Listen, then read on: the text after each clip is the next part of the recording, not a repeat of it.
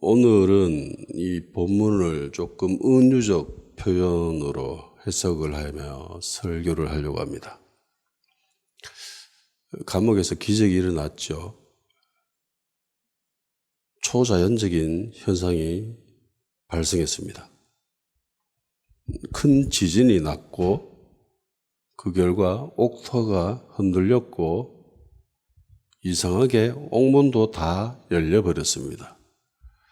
더 이상한 것은 감옥 안에 있었던 모든 사람들의 매여져 있던 것들이 다 풀려진 것입니다.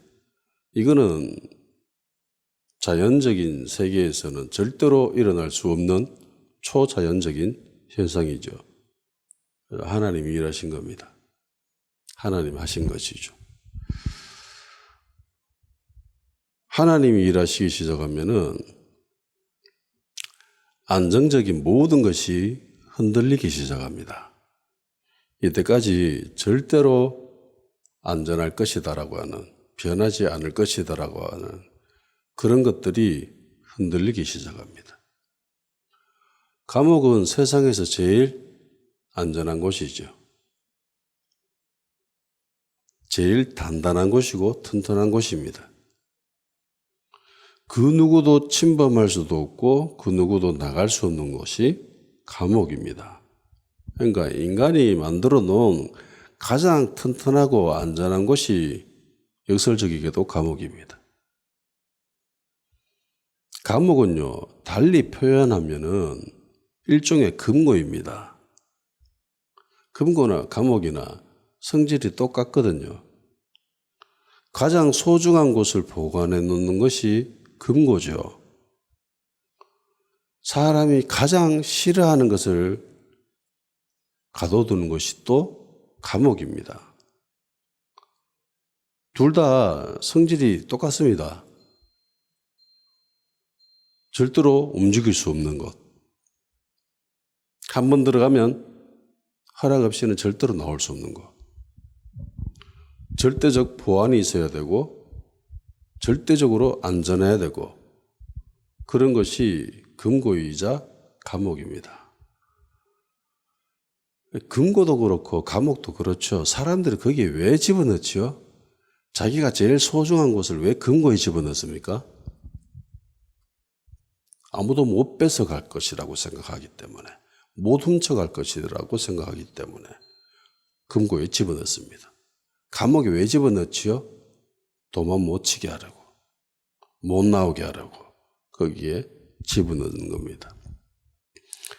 엄청난 비용을 들여서 금고를 제작해서 거기 안에 귀중한 보물들을 집어넣는 것, 또 반대로 많은 비용을 들여서 감옥을 건설해서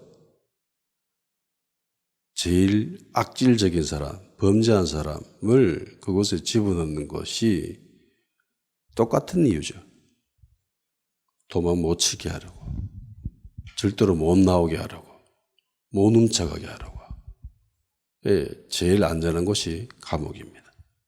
감옥은 그런 곳이죠. 들어가면 못 나옵니다. 그 누구도 들어갈 수도 없고 나올 수도 없는 그런 곳이 감옥이죠.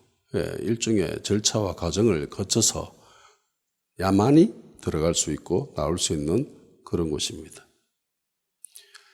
사람마다 자기의 안전을 보장해주는 그런 것들이 있습니다. 이것을 가지고 있다면은 절대로 흔들리지 않을 거야 라고 하는 그런 생각이 드는, 나에게 그런 이미지를 주는 그런 것들이 있습니다. 어떤 사람은 그게 돈이 될 수도 있고요.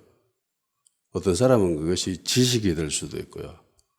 어떤 사람에게는 그것이 많은 사람들과의 관계가 될 수 있습니다. 팔로우 수가 그 사람의 지위와 사회적인 그런 상태를 보여준다라고 하잖아요. 사람마다 조금씩 다르지만은 저마다 가지고 있는 그런 안전한 곳을 가지고 있습니다. 일종의 감옥, 금고 같은 그런 것들. 근데 하나님이 일하시기 시작하면 그 안전한 곳이 흔들립니다. 흔들립니다. 하나님이 일하시기 시작하면 하나님이 임재하시면은 그 단단한 곳이 흔들리기 시작합니다. 요동치죠. 이 땅에는 그 어디에도 안전한 곳이 없습니다. 이 땅에 우리가 마음을 둘 수 있는 것은 그 무엇도 될 수 없습니다. 오직 예수 그리스도밖에는 없습니다. 그것이 감옥이라 할지라도 하나님이 일하시기 시작하면 흔들리게 됩니다. 우리를 흔들 수 없는 유일한 것은 예수 그리스도밖에 없죠. 그러니까 예수님이 우리의 반석이 되시는 겁니다. 하나님이 임하시면은요,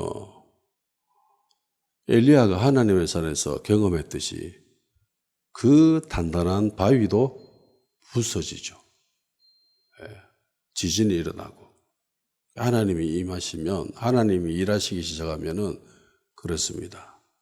그런데 예수님은 우리의 반석이 되시기 때문에 예수님 위에서 우리의 모든 기초를 쌓고 건물을 세워나가면 절대적으로 안전합니다. 하나님이 일하시기 시작하면 옥문이 열려지게 됩니다. 정말 굳게 잠겨져 있던 그 옥문이 열려졌습니다.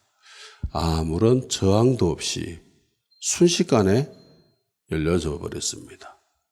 아주 자연스럽고 매끄럽게 열려져 버렸죠. 감옥의 문은 권력자의 허락이 있어야만 일정 절차를 거쳐야만이 열려질 수가 있습니다. 그런데 하나님이 일하시기 시작하면은 그 누구의 허락도 절차도 필요 없이 열려져 버립니다. 그 단단한 옥문이 열려지게 되는 거죠. 그런 것들이 있지요. 내 앞에 문이 있습니다. 열고 싶은데 안 열리는 그런 문이 있지요. 저 문만 열면은 나에게 엄청난 자유가 보장되고 엄청난 기회가 생기는 엄청난 성장이 보이는 그런 문들이 있습니다. 그런데 그 문은 내 힘으로 열 수는 없습니다. 저 문만 열면은 엄청난 자유와 기쁨을 맛볼 수 있을 건데 내 힘으로는 도저히 열 수 없는 그런 문들. 입시의 문이 될 수도 있고 학업의 문, 취업의 문, 성장의 문, 사업의 문, 그런 문들이 있지요.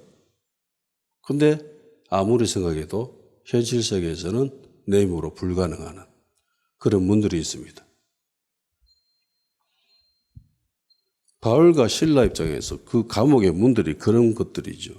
저 문만 열고 나가면은 엄청난 자유가 보장되어지고 엄청난 기회가 생기고 엄청난 하나님의 수를 맛보게 되는데 여기서 꼼짝도 할 수 없어. 절대로 열려지지 않는 그런 문들이 있습니다. 열려고 해봤는데도 안 열리는 것들이 있죠. 그 문들은 나의 한계를 보여주는 겁니다.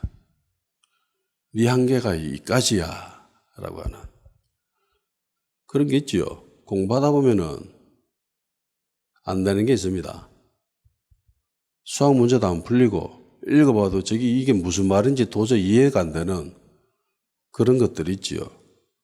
공부하다 보면 어느 정도는 쭉 올라가다가 어느 한계에 딱 도달하는 때가 있습니다.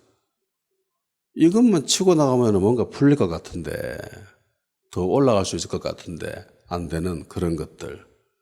이거는 악기 연주하는 거에 있어서도 비슷하고 스포츠 하는 사람들에게도 비슷한 경험들을 하게 됩니다. 군대에서 훈련을 받아도 이런 것들을 경험하게 됩니다. 도저히 이건 내 한계다. 도저히 더 이상 안 된다. 라고 하는 그런 것들이 있습니다. 결국은 그 닫혀진 문 때문에 절망하지요. 내 한계가 이까지구나. 비참하게 되고 좌절을 맛보게 되는 그런 문들이 있습니다. 마치 감옥의 옥문과도 같은 그런 좌절을 주는 문들이죠. 열려지기만 하면 미래와 기회가 보장되는데 현실적인 눈으로 바라보면은 도저히 열 수 없는 그런 문들이 있습니다. 그런 문들은 일종의 믿음으로 접근할 수가 있죠. 이 빌립보 감옥에 있었던 이 옥문들이 열려졌습니다. 한두 개의 옥문이 열려진 게 아니라 모든 감옥의 문들이 다 열려졌죠. 이 누구도 할 수 없는 일입니다. 하나님이 하셨죠. 인간의 힘으로는 도저히 열 수 없는데 하나님이 하시면은 모든 것이 열려집니다. 아멘. 내 힘으로는 도저히 불가능할 것 같지만은 믿음을 가지고 하나님께 의뢰하고 의지하고 기도하면 하나님이 일하십니다. 그러면 불가능이 없습니다. 모든 것이 가능합니다. 아멘. 해서 엄청난 기회가 생기고 하나님의 수를 경험하게 되는 거죠. 하나님이 일하시면은 나를 묶고 있던 모든 것들이 풀어지게 됩니다.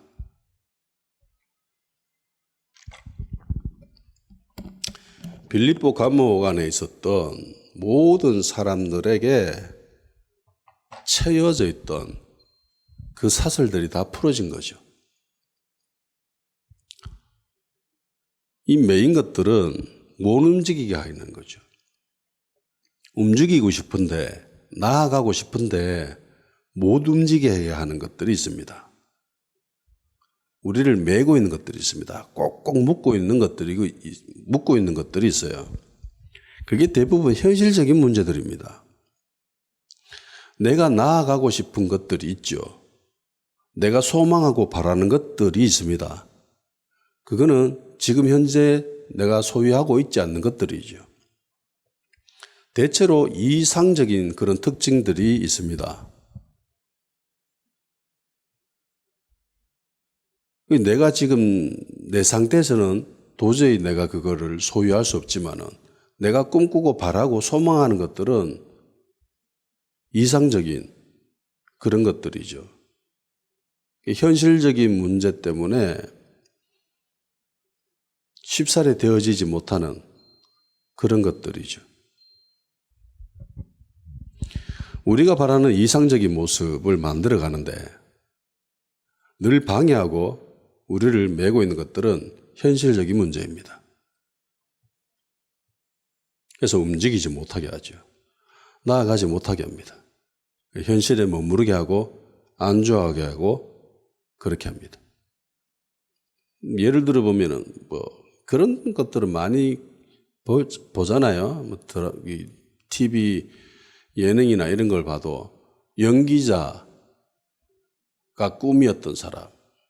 근데 현실적인 문제 때문에 더 이상 하지 못하고 좌절하는 그런 사람들. 반면에 자기가 연기자가 꿈이었지만 현실적인 문제 때문에 정말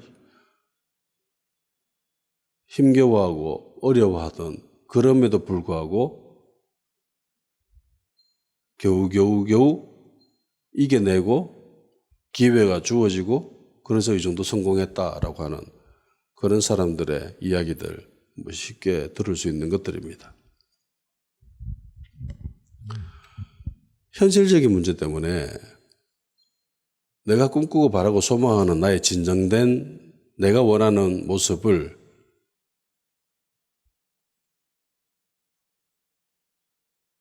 헤쳐나가지 못하는, 그래서 우리를 꼭꼭 묶고 있는 그것들로부터 그냥 포기하게 만들어버리는 그런 것들. 가스라이팅 당한 사람들이 대부분 이런 상태인 거죠. 가스라이팅 당하는 사람들은 꽁꽁 묶여 있죠. 그래서 제3자의 입장에서 보면은 그 사람들의 모습이 되게 한심스러워 보입니다. 답답해 보이고. 왜 저걸 못 풀어? 그냥 한 툭툭 털고 일어나가 그냥 다 끊어버리면 될 것 같은데 그 간단한 거를 못 해가지고 벌벌벌 떱니다.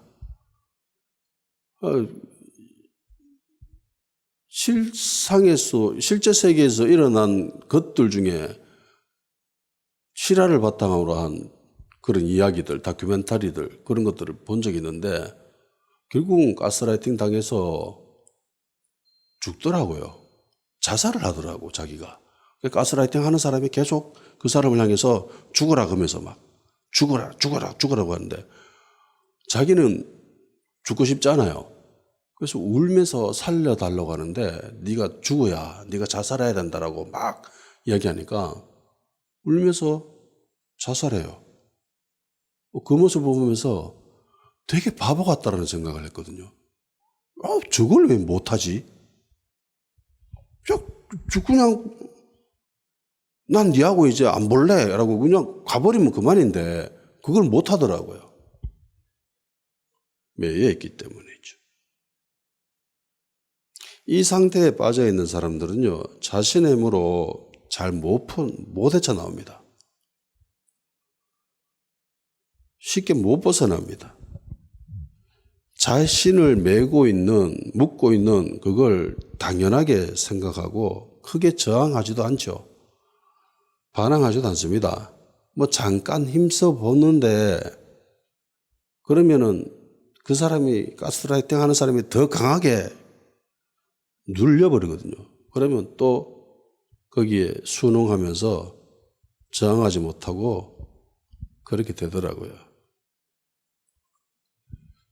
참 한심스럽고 답답한 상태라고 생각을 하는데 그 당사자 입장에서는 그게 쉽지 않은 것 같습니다. 이런 것들을 우리 신앙생활에 있어서도 볼 수 있는 장면입니다. 내가 바라는 이상적인 신앙인의 모습이 있습니다. 내가 저렇게 되어야지 하는. 성경을 읽어보면 바울이 그런 모범적인 사례가 될 수도 있겠죠. 나는 바울과 같은 사람이 될 거야.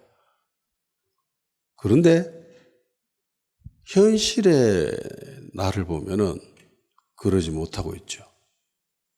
내가 원하는 거는 바울인데 나는 바울의 발끝에도 못 미치는 그런 상태. 그러면 내가 그 상태로 나아가지 못하게 하는 묶고 있는 것들이 있습니다. 사슬들이 있습니다. 나를 둘러싸고 있는 것들이 있어요. 주님께 나아가야 하는 것이 정상임에도 불구하고 주님께 나아가지 못하게 우리를 묶고 있는 것들이 있습니다. 옥죄고 있는 것들이 있습니다. 사슬들이 있지요. 내 힘으로는 도저히 풀 수 없는 그런 것들이 있습니다. 내 힘으로는 이 잠에서 도저히 깨어날 수가 없어. 잠에 빠져가지고 일어나지를 못해. 내 힘과 의지로는 도저히 어찌할 수 없는 그런 것들이 우리를 꼭꼭 묶고 있습니다. 그런데 하나님이 일하시기 시작하면 풀립니다. 나는 절대로 이 사슬에서 벗어날 수 없다고 생각하지만은 하나님은 그 모든 것들을 순식간에 풀어버리십니다. 그리스도인이 아니면 이 세상에 있는 모든 사람들은요, 마귀 아래 매여 있는 사람들이죠. 그런데 그들은 자신이 매여 있다는 것조차 모르는 사람들입니다. 마귀한테 이용당하고 있다는 걸 몰라요. 에베소서 2장 1절에서 3절입니다. 그는 허물과 죄로 죽었던 너희를 살리셨도다. 그때 너희는 그 가운데 행하여 이 세상 풍조를 따르고 공중의 권세 잡은 자를 따랐으니 곧 지금 불순종의 아들들 가운데서 역사하는 여기라. 전에는 우리도 다 그 가운데서 우리 육체의 욕심을 따라 지내며 육체와 마음이 원하는 것을 하여 다른 이들과 같이 본질상 진노의 자녀이었더니. 현대 성경에는 이렇게 되어 있어요. 여러분도 전에는 하나님의 저주 아래에 있었던 사람들입니다. 죄에서 벗어나지 못해 영원한 파멸을 코앞에 두고 살던 사람들입니다. 세상 사람들과 마찬가지로 세속적인 풍조에 젖어 살았고 마음에는 죄악만이 가득 찼습니다. 공중을 다스리는 세력자인 사탄에게 붙잡혀 그가 시키는 대로 따라 할 뿐이었습니다. 이 사단은 지금도 주님을 대항하는 자들의 마음속에서 활동하고 있습니다. 우리 역시 과거에는 그들과 다를 게 없는 사람들이었습니다. 우리의 생활은 곧 우리가 품고 있는 악을 나타내는 것이었습니다. 우리의 욕망, 아니 악한 생각이 이끌어가는 대로 우리 악한 일만 저질렀습니다. 날 때부터 육신이 원하는 대로 행하여 악한 대로만 달려갔습니다. 다른 사람들과 마찬가지로 하나님의 진노를 면하지 못할 처지였습니다. 이게 불신자 상태에 대해서 바울이 이야기하고 있죠.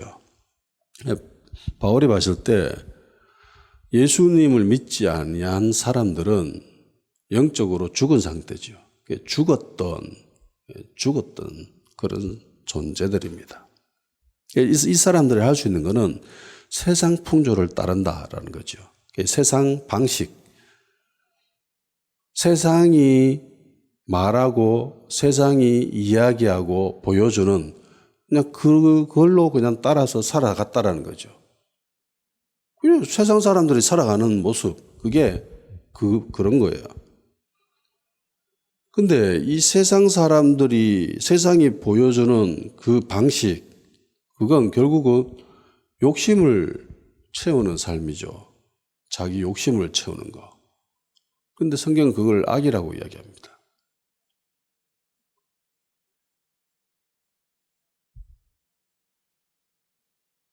마음이 원하는 대로 살았다고 하죠. 다 그렇잖아요. 내 마음대로 사는 게 그게 사람들이 살아가는 모습이잖아요. 일반적인. 내 마음대로 살지 않는 사람이 어디 있습니까? 대부분 지 마음대로 살려고 하죠. 이게 세상 사람들이 살아가는 방식입니다. 근데 성경은 이런 사람들을 향해서 뭐라고 하냐면은 죽었다라고 하죠. 죽은 거야. 그리고 왜 죽었는지 이야기하면은 공중의 권세 잡은 자를 따르기 때문이다. 사단을 따르고 있다라고 얘기합니다. 그래서 하나님의 진노를 받을 수밖에 없는 그런 상태다라고 하는 거죠. 만일에 성경이 말하고 있는 이 진리를 세상 사람들, 불신자들에게 이야기하면은 그 사람들이 받아들일까요? 아, 내가 마귀 아래 있는 사람이구나. 마귀한테 매여 있구나. 라고 하는 것을 받아들일까요? 절대로 인정하지 않을 겁니다. 그들은 아주 자유롭게 살아간다라고 생각을 하고 있겠죠. 그런데 성경은 그들을 향해서 사탄에게 붙잡혀서 사탄이 시키는 대로만 살아가고 있다라고 얘기합니다. 그래서 하나님의 진노를 받을 수밖에 없다라고 이야기합니다. 세상 사람들이 이걸 받아들일까요? 이건 자신 있게 이야기할 수 있습니다. 아무도 자신이 그런 상태인 것을 인정하지 않을 겁니다. 만일에 이걸 받아들인다면은 그는 더 이상 불신자가 아니에요. 그리스도인일 수밖에 없습니다. 그리스도인이 되는 거죠.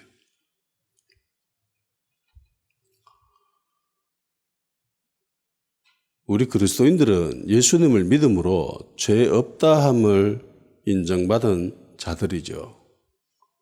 그래서 죄가 있는데도 예수님을 믿음으로 그래 죄 없다 해줄게 라고 한 것이 하나님입니다. 그게 칭이지요. 그래 너 의롭다 해줄게. 의로운 인간이 아니지만 네가 예수님을 믿으니까 내가 의롭다 해줄게 라고 하는 것이 하나님의 모습입니다. 그런데 불신자들은 자기가 죄인인 것을 인정하지 않지요. 마귀 아래 있다. 더더욱 인정하지 않죠. 마귀가 시키는 대로 살고 있다. 더더욱 인정하지 않습니다. 그냥 마귀한테 매여 있는데 그걸 모르죠. 가스라이팅 당하는 사람이랑 똑같습니다. 몰라요. 에베소 2장 8절 9절 너희는 그 은혜에 의하여 믿음으로 말미암아 구원을 받았으니 이것은 너희에게서 난 것이 아니요 하나님의 선물이라. 행위에서 난 것이 아니니 이는 누구든지 자랑하지 못하게 함이라. 아멘. 이게 하나님의 선물이라고 합니다. 그래서 자랑하면 안 돼라고 하죠. 내가 예수님을 믿어서 내가 그리스도인이 됐잖아. 나는 예수님을 참 잘 믿는 사람이야 라고 자랑할 수가 없다라는 겁니다. 그 믿게 해준 그것도 하나님이 하셨기 때문이다. 하나님이 선물이다라는 거죠.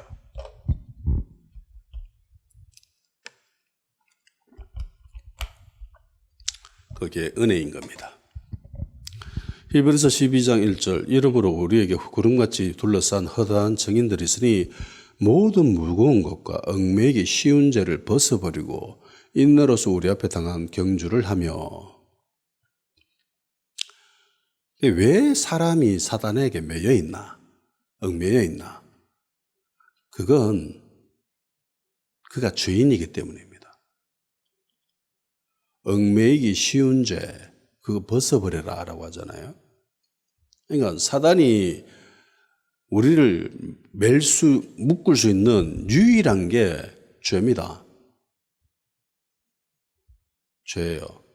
죄는 우리를 묶어버립니다. 우리를 나아갈 수 없게 만들어요. 우리를 움직이지 못하게 만들어버립니다. 그리고 이 죄가 점점 자라나서 결국은 사망에 이르죠. 욕심이 잉태한 자 죄를 낳고 죄가 장성한 자 사망을 낳느니라. 야고보서 1장 15절 말씀. 좀 전에 이야기했던 에베소서 1장에 있는 그 말씀과 연결이 되는 거죠. 그러니까 세상 사람들은 그냥 욕심을 따라서 살아가. 그게 사단한테 매여 있는 거고 결국은 하나님의 진노를 받을 수밖에 없다라고 하죠. 세상 사람들은 그거 인정하지 않습니다. 그런데 우리 그리스도인들은 그걸 맞다라고 하죠. 그래, 저게 진리지라고 합니다. 왜냐? 야고보서 1장 15절에 얘기하죠. 욕심이 잉태하면 죄가 됩니다. 그리고 이 죄는 점점 자라나서 사망이 되죠. 죽음이 됩니다. 이게 사단이 쥐고 있는 강력한 무기가 사망이죠. 죽음입니다. 이게 우리를 이 땅에 살아가는 모든 사람들을 묶고 있습니다. 죽음만 생각하면 답답하죠. 가망성이 없고 더 이상 절망적이고 좌절합니다. 죽음이 그래요. 너 내일 죽어 라고 하면 기분이 어떨 것 같습니까? 기쁠까요? 몸이 좀 이상해서 병원에 갔는데 불치병에 걸렸어. 당신 앞으로 한 달밖에 못 삽니다. 라고 한다면 기분이 어떨 것 같습니까? 예수님을 믿는 사람이라면 안타까워하면서도 슬퍼하면서도 기뻐해야 정상입니다. 이제 드디어 주님을 만날 수 있구나. 이게 정상이어야 돼요.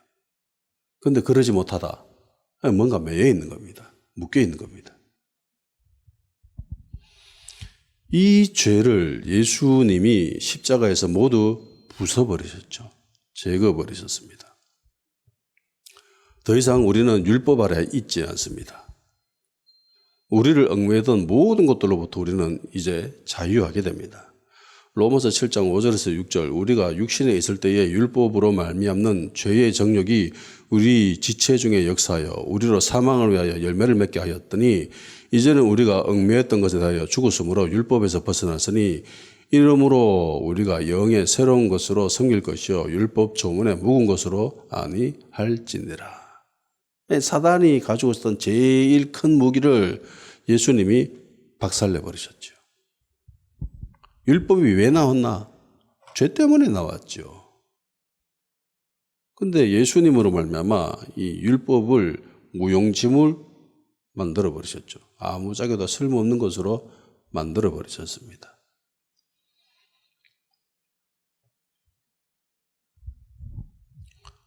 그래서 우리에게 엄청난 자유를 주시고 구원을 주시고 생명을 주시고 우리에게 영생을 주셨습니다.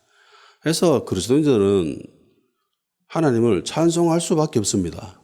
어느 상황에 있든지 나에게 생명이 주어졌다. 나에게 구원이 주어졌다. 내가 하나님의 자녀가 되어졌다라고 하는 것보다 더 큰 게 없지요. 이거 세상에 있는 그 어떤 것과도 비교할 수 없는 것들입니다. 그래서 우리는 이 땅에 살아가면서 어느 상황에 처하든 찬송할 수밖에 없습니다. 제일 큰 선물을 받았기 때문에. 그래서 늘 감사하며 찬송하는 거죠. 이게 마땅합니다. 이 땅으로부터 오는 그 어떤 유익이나 조건이나 상황에 의해서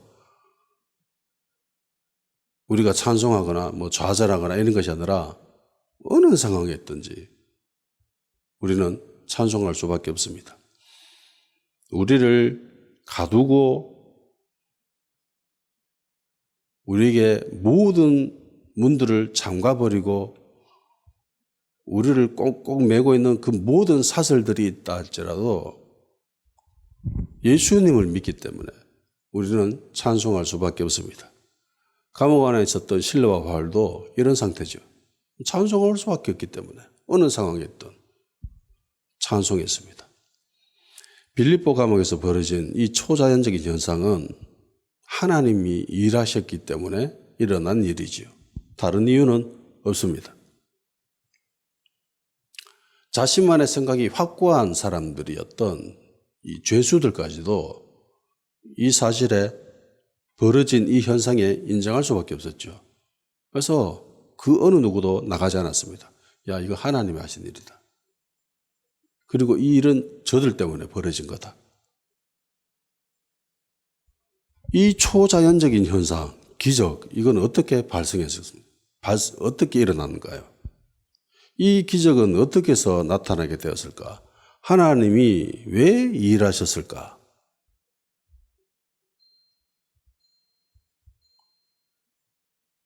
25절 때문이죠. 한밤중에 바울과 실라가 기도하고 하나님을 찬송하며 죄수들이 듣더라. 이에 갑자기 큰 지진이 일어나고 옥토가 움직이고 문들이 다 열리고 모든 사람에 매여 있던 것들이 다 벗어졌습니다. 두 사도가 기도하고 찬송하니까 갑자기 하나님이 일하셨습니다. 기도하고 찬송한다고 무조건 다 하나님이 일하시는 것만은 아닙니다. 여기서 하나님의 일하심이라고 하는 것은 우리가 자연세계에서는 잘 경험해 보지 못하는 그런 기적들을 이야기합니다. 그런데요, 하나님이 일하실 때는 그리스도인들이 기도하거나 찬송할 때입니다. 그러니까 그리스도인들이 기도하고 찬송한다고 하나님이 무조건 일하시는 것은 아니지만 하나님이 일하실 때는 무조건 그리스도인들이 기도하거나 찬송할 때입니다. 만일에 그리스도인들이 아무것도 하지 않는다라고 한다면 하나님도 침묵하실 겁니다. 성경에 기록되어져 있는 이런 초자연적인 현상, 이건 무조건 하나님이 일하셨어라고 인정할 수밖에 없는, 이건 불신자이든 신자이든 간에 야, 이거는 무조건 인정이지라고 할 수밖에 없는 그런 상태의 하나님의 일하심을 보면 대부분 그리스도인들이 기도할 때죠. 기도할 때입니다. 사도행전 1장 14절 여자들과 예수의 어머니 마리아와 예수의 아들들과 더불어 마음을 같이하여 오로지 기도에 힘쓰더라. 그리고 오순절 날이 이름에 성령이 임하시지요. 사도행전 3장 6절 베드로가 이르되 그 은과 금은 내게 없거니와 내게 있는 이것을 내게 주더니 나사렛 예수 그리스도 이름으로 일어나 걸으라 하고, 그리고 성전 미문에 앉아있던 안전병이가 일어났습니다. 성전에 기도하러 가다가 일어난 일이죠. 사도행전 9장 40절 베드로가 사람을 다 보내고 무릎을 꿇고 기도하고 돌이켜 시체를 향하여 이르되 다윗아 일어나라 하니 그가 눈을 떠 베드로를 보고 일어나 앉은지라. 욥바에 있었던 다윗아 도로가 선행과 구제를 많이 한 그 과부 죽었죠. 네, 죽었습니다. 그런데 베드로가 기도하니까 일어났죠. 부활했습니다. 사도행전 12장 5절 이에 베드로는 옥에 갇혔고 교회는 그를 위하여 간절히 하나님께 기도하더라. 그리고 천사가 나타나 자고 있던 베드로의 옆구리를 쳐서 깨우지요. 일어나라. 내 따라온나. 그리고 오늘 본문이죠. 한밤중에 바울과 실라가 기도하고 하나님을 찬송하며 죄수들이 듣더라. 이에 갑자기 큰 지진이 일어났다. 다 그렇죠. 예. 그 누구도 부정하지 못하는 하나님의 일하심. 이거는 그리스도인들이 기도할 때입니다. 하나님을 찬송할 때입니다. 하나님을 온전히 의지할 때입니다. 그럴 때 하나님이 일하십니다. 사도행전 62장 6절에서 7절입니다. 예루살렘이여 내가 너희 성벽 위에 파수꾼을 세우고 그들로 하여금 주야로 계속 잠잠하지 않게 하였느니라. 너희 여호와로 기억하시게 하는 자들아 너희는 쉬지 말며 또 여호와께서 예루살렘을 세워 세상에서 찬송을 받게 하시기까지 그로 쉬지 못하시게 하라. 아멘. 성벽 위에 파수꾼을 두라라고 하죠. 그 파수꾼들이 밤낮으로 계속 부르짖는다라고 합니다. 이건 비유적 표현이죠. 기도자를 세우고 계속 기도한다라는 그런 의미죠. 이 기도하는 사람들이 쉬지 않고 기도하면은 어떤 일이 일어나는가? 첫째, 하나님이 기억하신다라고 하죠. 너희 여호와로 기억하시게 하는 자들아. 기도자는 하나님을 기억하게 만드는 자들입니다. 그래서 기도자들이 기도할 때 어떤 기도를 해야 되는가? 하나님이 기억할 수 있게끔 하나님이 말씀하셨던 그걸 가지고 기도하는 거죠. 말씀 기도입니다. 하나님이 이렇게 약속하셨잖아요. 라고 기도를 하면 하나님이 들으시고 그래 네가 그래 말했지 라고 기억하시는 거죠. 그리고 하나님이 기억하시면은 모든 문제가 해결됩니다. 게임 끝입니다. 창세기 8장 1절 하나님이 노아와 그와 함께 방주에 있던 모든 들짐승과 가축을 기억하사 하나님이 바람을 땅 위에 불게 하시며 물이 줄어들었고 노아 방주 비가 내렸을 때에 하나님이 기억해서 물이 줄어들게 했다라고 하죠. 창세기 9장 16절 무지개가 구름 사이에 있으리니 내가 보고 나 하나님과 모든 육체를 가진 땅의 모든 생물 사이에 영원한 언약을 기억하리라. 대홍수로 말미암아 그 이후에 하나님이 무지개를 보여주시고 이건 무지개 뜨면은 내가 기억할게 라고 하신 거죠. 물론은 이 땅을 심판하지 않을 거야. 출애굽기 2장 25절 하나님이 이스라엘 자손을 돌보셨고 하나님이 그들을 기억하셨더라. 하나님이 기억하셔서 그들이 결국 출애굽할 수 있게 된 겁니다. 모세 때문에 출애굽을 한 게 아니라 하나님이 그들을 기억하셨기 때문에 나올 수 있었던 거예요. 출애굽기 6장 5절 이제 애굽 사람이 종으로 삼은 이스라엘 자손의 신음소리를 내가 듣고 나의 언약을 기억하노라. 그래서 나온 거예요. 둘째는 하나님이 쉬지 않고 일하신다는 겁니다. 첫째는 하나님이 기억하시는 거고 둘째는 하나님이 쉬지 않고 일하신다는 겁니다. 하나님이 쉬지 않고 일하시면은 어떻게 되는가?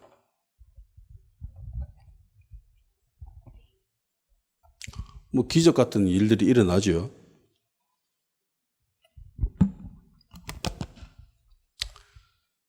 하나님이 쉬지 않고 일하시면은 우리를 지켜주십니다. 모든 환난에서 면케하십니다. 시편 121편 4절에서 8절입니다. 이스라엘을 지키시는 이는 졸지도 아니하시고 주무시지도 아니하시리로다. 여호와는 너를 지키시는 이시라. 여호와께서 내 오른손에서 내 그늘이 되시나니 낮의 해가 너를 상하게 하지 아니하며 밤의 달도 너를 해치지 아니하리로다. 여호와께서 너를 지켜 모든 환난을 면하게 하시며 또 내 영혼을 지키시리로다. 여호와께서 너의 출입을 지금부터 영원까지 지키시리로다. 하나님은 졸지도 아니하시고 주무시지도 않으신다고 하죠. 달리 표현하면 쉬지 않고 일하시는 겁니다. 하나님이 쉬지 않고 일하시면은 우리를 지켜주십니다. 교회를 지켜주십니다. 우리를 상하지 않게 하시고 우리가 해를 당하지 않게 하십니다. 모든 환난에서 벗어나게 해주신다는 거죠. 주님이 일하시면 이런 일들이 일어납니다. 초자연적인 일과 기적과 이적이 나타나기도 합니다. 그 단단했던 옥터가 움직이고 그 튼튼한 옥문이 열려지게 됩니다. 그리고 우리를 옥매했던 그 모든 것들로부터 풀려지게 됩니다.